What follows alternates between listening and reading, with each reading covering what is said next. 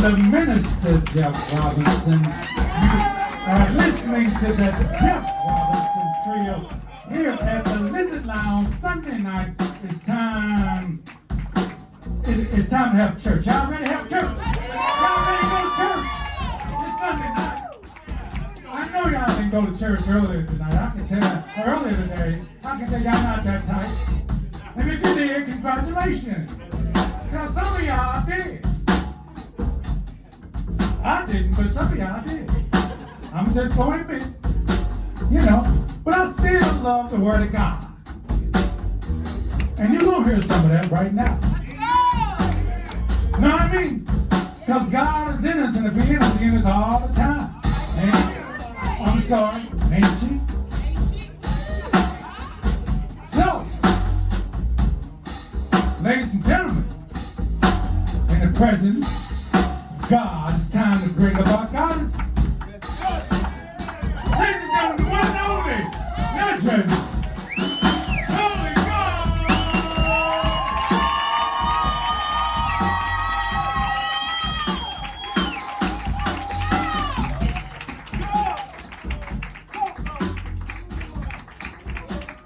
That's my sister. Let's go. I know her. I know her. My listen. That's my sister, yo. There is a lot of love in this room. Yes, there is, It is a little overwhelming. I am grateful. I am grateful. Can I be heard? Nah, turn that mic up. Turn it All on. right, Jeff is on it. Jeff is on it. So, in preparing for tonight, I'm conscious that there are people in the room. There are people in the room that have known me for a very long time. There are people in the room that have not known me for a very long time. There are people in the room that are familiar with my work. There are people in the room that have never seen me perform. This is a diverse crowd. Oh, it sure is. So I tried to curate material that would create a sense of roundness to who and how I am. I hope I succeed. Those that know me well know I appreciate sharing quotes and men that know how to work the soundboard. We getting there, Mr. Robinson? We getting there. We tried. All right. So I'm going to intersperse some quotes throughout the night because that's something I like to do. And the first quote is a Dwight Eisenhower quote. A people that values its privileges over its principles soon loses both. Come on, Cole. So I found myself, as usual, I'm admonishing my daughter. This time it's from the kitchen. Girl, you need to stop wasting the water. She's got to understand, y'all, things are getting drastic. All your consumable liquids come encased in some plastic. I'm trying to get her to conserve our most precious resource. It's the imprudence of humans that has created our discourse. Over 1 billion people are without adequate drinking water worldwide, and California's supply will likely go dry before she's old enough to drive. If you live in Colorado, your faucet may just produce gas. Imagine drinking a glass of water and having a flame shoot out your ass. Look around at your environment, because it's history that reminds us that it should not surprise us when the earth, she survives us. You think that we are a match for the planet that survived billions of years of destruction, and you think we're going to do real damage? Ozone layers and global warming, y'all. That's just a warning that the world will be burning, but she will keep on turning, because the earth is discerning and eliminates any force refusing its natural learning. Humans, we're the ones that are on our way out. The planet, she'll survive us. Of this I have no doubt. From us, she surely will recover the apocalyptic thoughts that seem to hover, because I know what happens when you disrespect your mother. Our biodiversity is being neglected. Most of our wetlands they remain unprotected. Our fish are full of mercury and continue to be rejected. Australia's watching the city dry up. Now that's what I call being naturally selected. Policies are effective and if left unchecked, well shit, Cambridge could be effective. I'm just trying to teach her some respect. Because instead of showing our children how to raise healthy crops, we satiate their ADD with Kool-Aid and Xbox. The Gaza Strip, Ethiopia, Egypt engaged in warfare. They're feeling the scarcity of water and they're trying to hoard their own share. And here in America, it's already affecting the masses. Some people have clean water and others are denied access. And we watch with apathy as communities become fractions, as our leaders continue to not get held accountable for their actions. And I'm just wondering, how thirsty you gotta get before you show a little passion. Because we're withering, y'all, in this new world order. Withering like them flowers, the ones she forgot to water.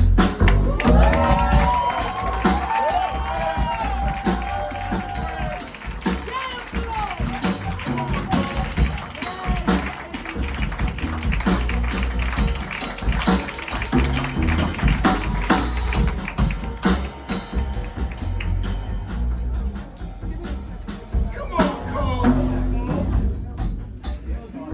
Come on, Cole. Dear Bobby, I wrote this. what's up, boo? I'm just sitting here stressing. You know, rents to baby girl need new sneakers, the car need new speakers. I don't even get into how fucked up my week was. I'm just trying to make it all happen. It's a typical hustle.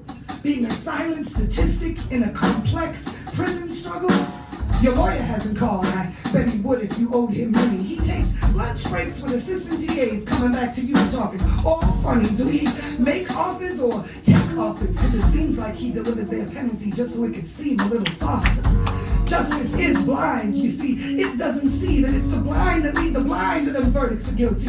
The prosecution seems more like persecution, and like no one involved has ever read the Constitution. Handshakes and chuckles from shady representation, overseeing the negotiation of your emancipation. They're bartering for your future with no hesitation, and it kind of feels like deal making on a plantation. The rich stay getting rich while the poor fight each other for scrap, pitting brothers against brothers through plea bargains and wiretaps. The illusion of freedom, it creates beggars and liars. Scandals permeate the hood and create unquenchable fires. You haven't missed much. Nothing changes on the block. Kids are still skipping school, drop out steady, slinging rock. Even though it keeps on moving, the hood never seems to get anywhere. We like fish in a fish tank. We keep swimming, but we still there. I see men with D-Techs in plain clothes rolling through, looking for those they consider rejects in plain clothes. Dudes like you, they stop, they can trap. Search and seizure, it's a wrap. Your info they track. They got you watching your back. And it's with this cyclical pattern they keep our communities under attack. Probation, check-ins, violations, counseling, sessions, urine screens, home visits. This ain't no fucking way to live, is it? I be worried about you now that you're part of this system. They call you a defendant, but I see you treated more like a victim. Anyway, Bobby, what you doing with your time? I hope you're reading books and exercising the muscle of your mind. You gotta figure out what you wanna do out here, how you plan to be maintained. Getting a job with a record, it ain't no joke. I be hearing cats complaining. Take this time to work on you, to consider your own development, playing spades, working out, getting visits from girls, man. You know all that bullshit's irrelevant. At the end of the day, just don't give away years. The only part of you they can't imprison, it exists between your ears. Smart isn't something you are, smart is something you get, and acquiring knowledge, like one acquires some Jordans, may just be your best asset yet. If nobody else, stay true to yourself, make a plan that's ambitious and attainable, because your mind and your spirit, unlike your body, are totally unrestrainable. Baby girl stays missing you hard. So with this letter I included a picture. I visit your mom's every couple of weeks. She's still praying and quoting that scripture. And even though they don't send no money, everybody asks for you. When you'll be out, it's sad to admit it, Bobby. Doing time got you some ghetto clout. But as for me, I'm still reaching for the stars. I see your face when I look up at the moon. So eat right. Stay out of trouble. And yo, Bobby, please write back soon.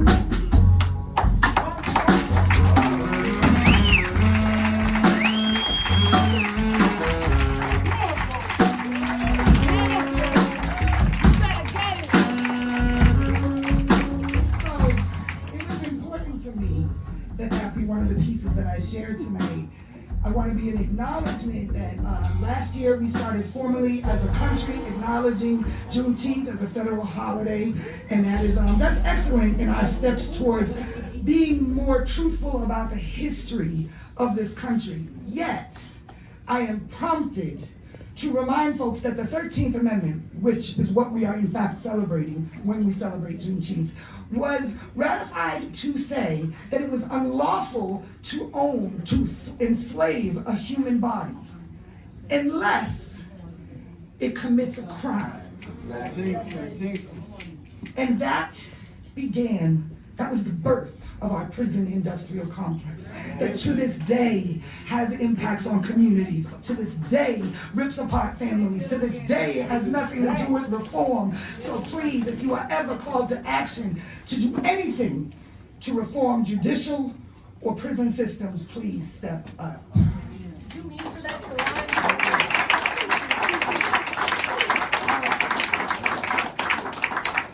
Another quote.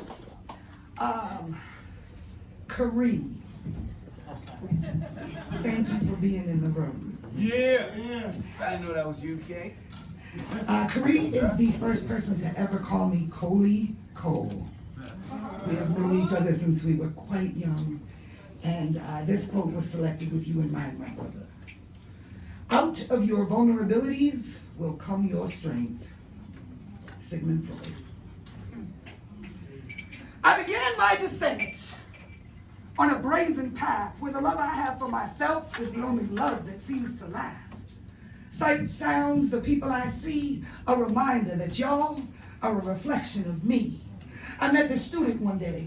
In school, she was trying to stay worried about maintaining that GPA and struggling to understand the things that professors would say. She didn't get to play. She was studying all day, but it was all good to her. She was determined to make her way. No camaraderie found with the other women in her class. She didn't seem to fit in. They always seemed to have more cash, but she was on her path, trying to stay focused. What she saw back at home is what challenged her the most, because no one really cared that she was going to school. No one else thought Michel Foucault was cool. No one else to share in the lessons of her day. It seemed like no one that was around her had anything of value left to say. She was alone and lonely, and it seemed to me like she was always being phony, either faking for her classmates or faking for her homies. I grabbed her and I reminded her, it's okay to just be you. Don't try to impress these people. To thy own self we must be true. I be you be me, we be she, and she is beautiful. Kept it moving to the bus stop. See Jeannie with the sunlight in her eyes. Her silver bangles were tickling as they bumped against her thighs. Her hair was done up, her makeup was tight. All to mask the pain, what she goes through every night. This car pulls up, and y'all look at the legs on short. She doesn't even know to get offended, because she's gotten so used to feeling dirty. Hey, little mama, come on, show me what you got. And their attention, it got her, thinking that she's too honest, like exchanging sex for some pop. And the things that they got, they don't make her stop. She's not thinking about the clinic while she's trying to make it pop. She carries a flame coach bag loaded with rough riders, and the list is long of men that have been inside, and though no one provides for her or stands by her side for her, so she uses sex to try to fill the hole that resides. Wish that they missed her, they all just really missed her, asked her up, passed her around, totally dismissed her. No one was around when she was in need, yet she'd still let them come inside of her in hopes of producing a seed, a baby, a dependent. She wanted to be a mother so she could be the creator of someone that would truly love her, even though the lovable parts of herself this youngster had yet to discover. She'd find herself getting wistful as she'd feel him slipping off the rubber. Even though it's good for your soul to love something you can't control, security from stability is something she has never known. She's found a place to rest, but she has never chewed on it and spewed on it. Since she roams this earth alone, I felt her fear as I caught her winking back. Never considering these suitors of the chivalry they lacked, she puckered up her lips. She turned and revealed how her jeans hung her hips. I wanted to try to save her before she jumped in the storm dip, because I knew they'd have her getting off in just a few quick steps. So I grabbed her by the hands. I looked her in the eyes. I told her, you are far more valuable than anything they could buy. The way they speak it, nah, girl, it's just not suitable. I be you, you be me, we be she. She is beautiful. I don't know if she believed me.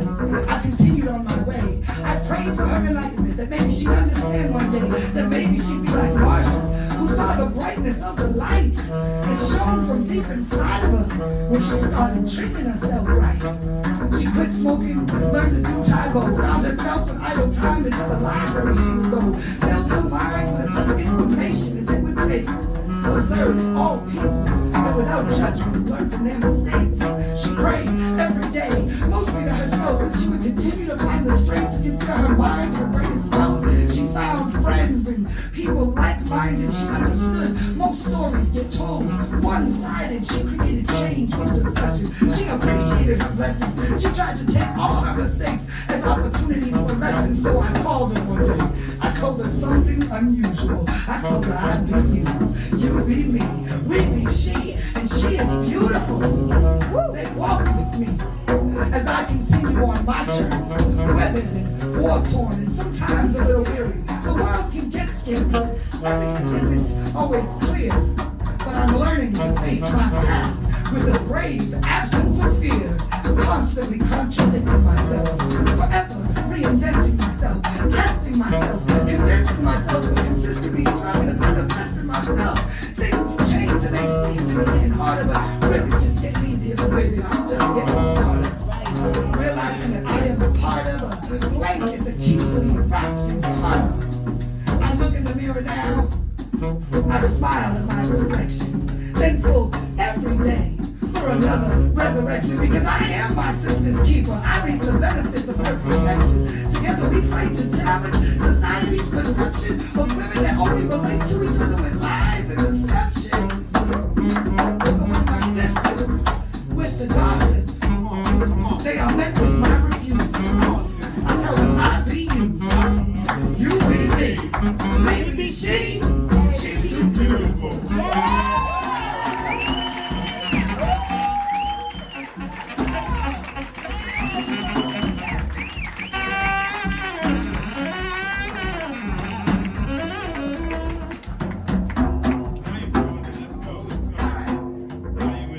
This poem will not rhyme. This poem is officially a protest of saying sounds that sound the same. I don't know where it started. It might have been Dr. Seuss, maybe Rakim. They were amongst the first to really sing to me. And then came Shakespeare, George Carlin, Jay-Z, unraveling an iambic pentameter mystery. It's brought bliss to me throughout my history. It's clearly I have trouble resisting, you see. Not this poem. This poem will not rhyme. This poem is about doing things different on purpose, bungee jumping in a whole new direction. This poem is about lizards. Lizards. My lizards. Lizards are an amazing creature.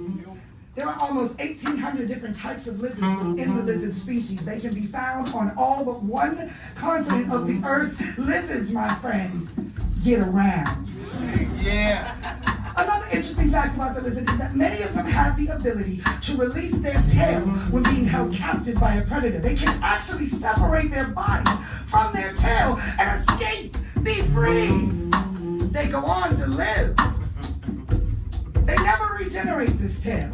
You may in fact see some lizards stumbling around, trying to find their balance without this part of themselves that they thought they would have forever. But they do find their balance. They do go on to live. Imagine if each of us could identify our tail, that part of ourselves that we're holding holding ourselves captive with, that idea, that belief, that self-talk, that habit, that relationship, that thing that is killing us, that thing that if we could just release it, we too could go on to live. We too may find ourselves stumbling out of balance, unsure how to move without this part of ourselves that we thought we would have forever, but we too would find balance. We too will go on to live. Sometimes you can start doing things the same old way just because that's the way you've always done it, and that's just because. You gotta actually intentionally try to start a new rhythm, a new direction, a new opportunity. I found myself a couple of weeks ago believing I had let a tail go. I was hid, soul, free, brave, living. And one interaction showed me that I'm still capable of old behavior patterns. I'm still capable of being pulled back in. So it took saying, "Oh, I forgive you. It's okay to move forward in a new direction. Sometimes that's all we need." That's right. And that, my friends, is why this poem could not rhyme. Because sometimes you can find yourself getting caught in these drills and not questioning why you're going at the pace or speed that you're going. You gotta give yourself grace.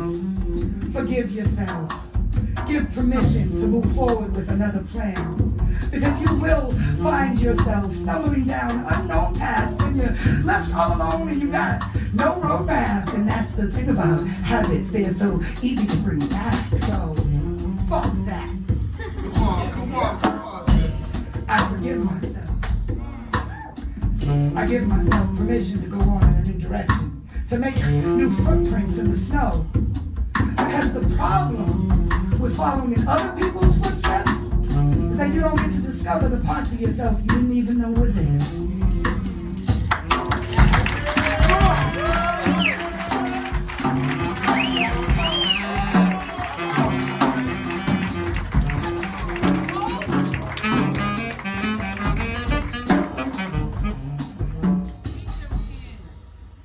So, my mom is here.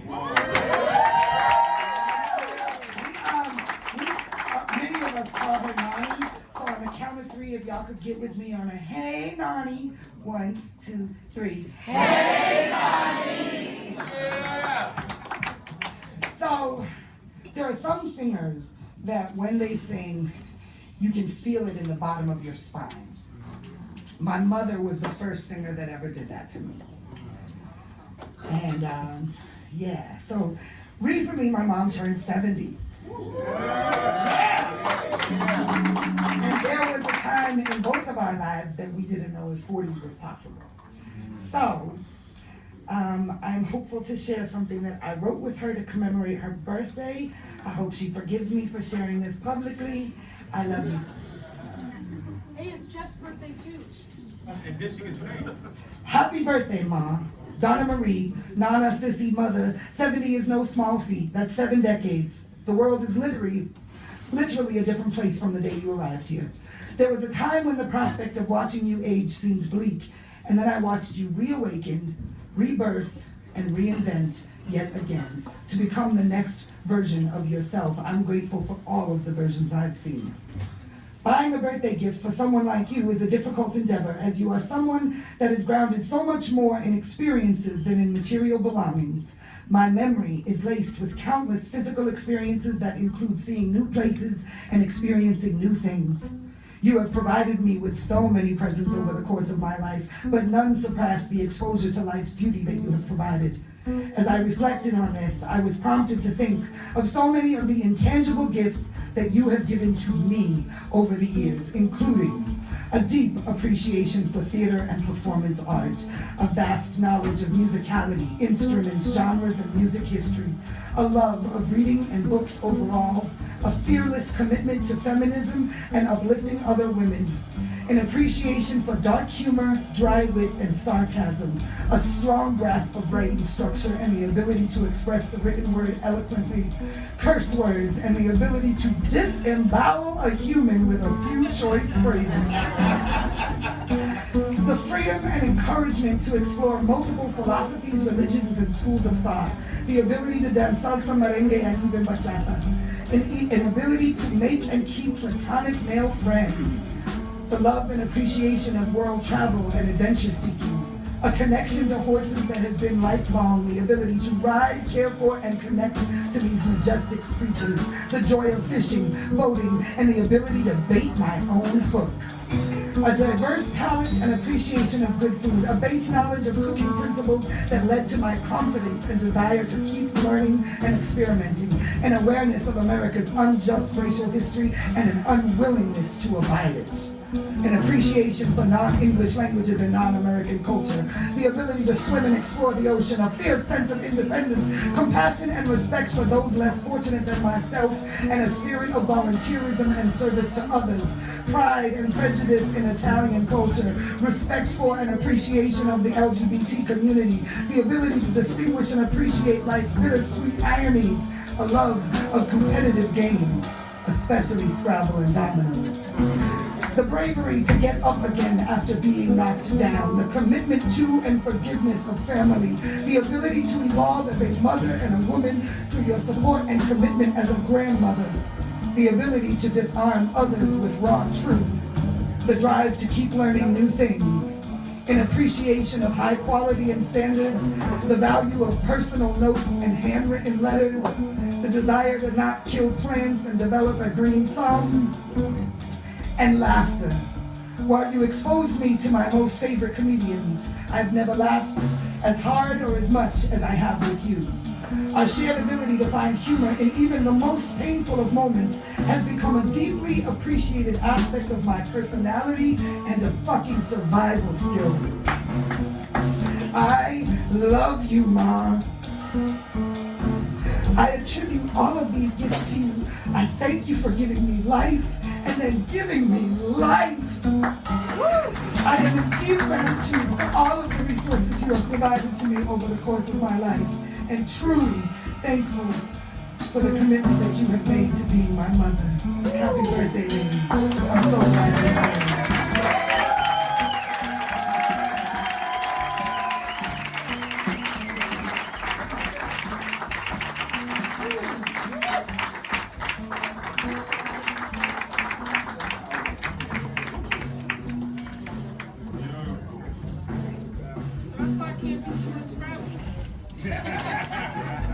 That's why you can't beat me in Scrabble. My mother was the original to get me going, and I can't beat her. I'm gonna share a quick quote. Tomorrow is the birthday of Bob Marley. It also, ironically, is the birthday of the person who introduced me to Bob Marley. And so I am sharing a quote of that person, Marshall Dane Martin. Words are just wind. You poets blow a whole lot of air, but do you actually move anything? God bless Dane. All right. Before I start, I was hoping y'all wouldn't mind turning off your phone. Is that absurd? Nope. Because they listening. They listening to your every word.